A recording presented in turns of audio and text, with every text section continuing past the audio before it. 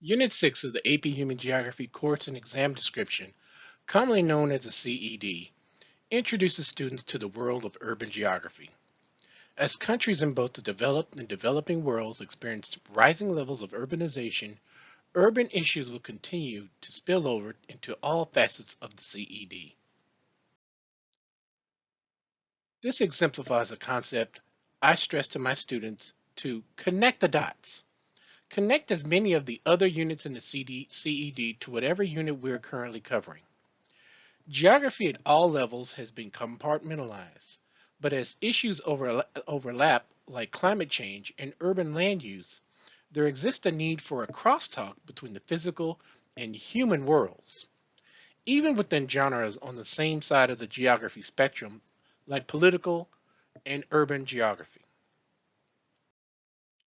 In my work as a grad student and my work as a geography teacher, they lend ideas to each other like I never would have imagined, particularly when looking at Unit 6 of the CED. Topic 6.7 to topic 6.10 are just a few of the areas in the CED that overlap with my research. The focus of much of my main research is on the triangulation of displacement. This triangle consists of redlining, the introduction of the interstate highway system, and gentrification, with urban renewal resting in the middle. Looking at this triangulation through the lens of their orchestration by the U.S. federal government, as well as state and local agencies, I go further in looking at how these government policies have led to widespread displacement of African Americans primarily, as well as other social groups.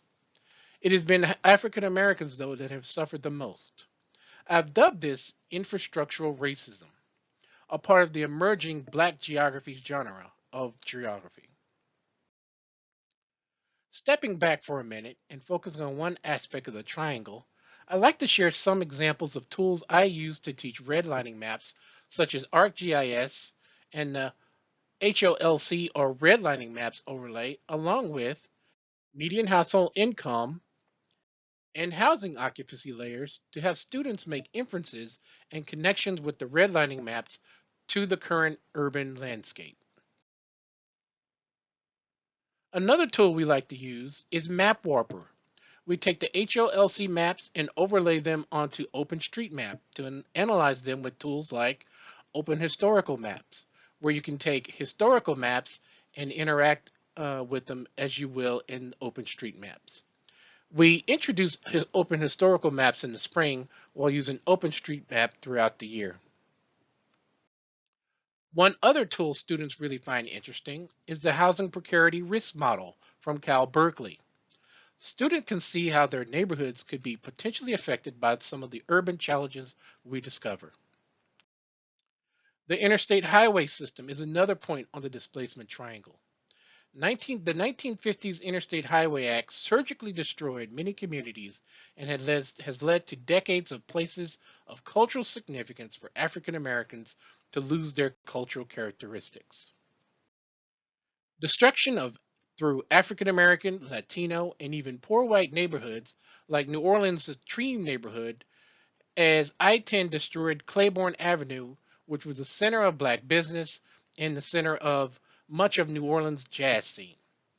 At others like the 10th Street section of Dallas that was not only bisected by Interstate 35, but is now in the crosshairs of developers. So a couple of conclusions.